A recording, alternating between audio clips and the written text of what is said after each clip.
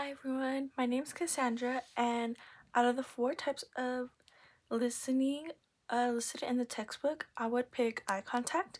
I would pick eye contact because it lets the speaker or the presenter know that your full attention is on them without having to actually verbally communicate.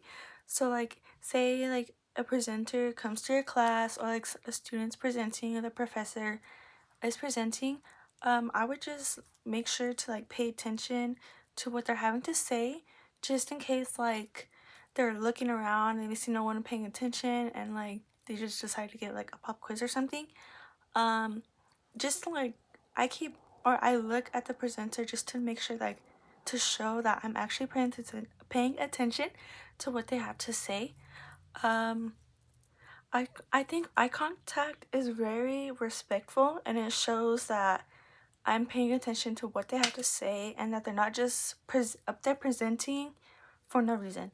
Um, I feel like if you're not having eye contact with the speaker or the presenter, it would come off as disrespectful in a way, just because like they're up there and like no one in the class is paying attention, and then they're just up there just talking to no one.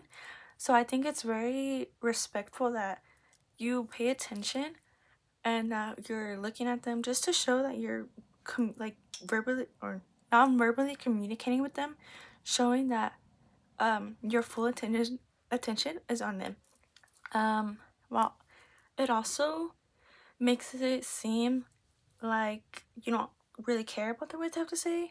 As I mentioned before, um, that it just comes off as rude and disrespectful. A time that nonverbal communication was important than verbal communication was during high school. One of my classmates was presenting a presentation during English. I think it's very important to show that I was listening to her just by like showing, like nodding my head, like what she had to say. She also would like just like gaze around the classroom just to make sure like everyone's paying attention.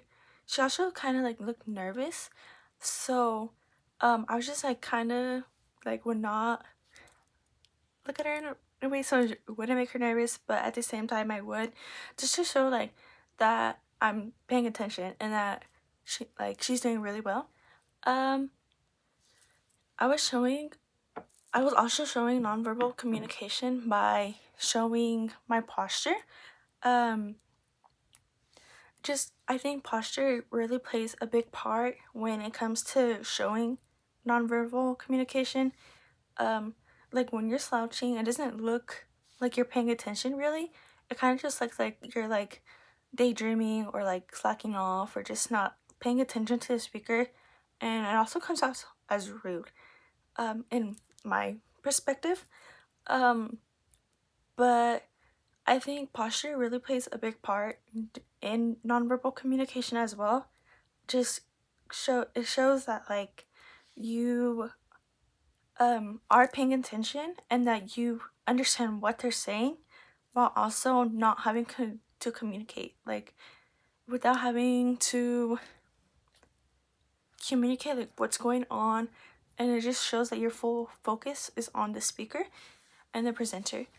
But overall, I think that eye contact is a big part in nonverbal communication. The other ones are very important as well. It just shows that you're paying attention, and that's all that matters. But nonverbal communication can be good in some ways, but in bad some ways.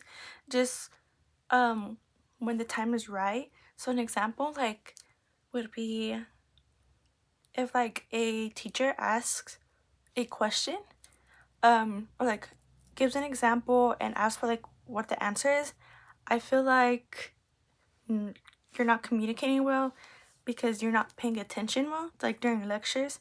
So I think it's very important um that you pay attention during lectures to professors, because I feel like they're not gonna care in a way, like that you're not paying attention.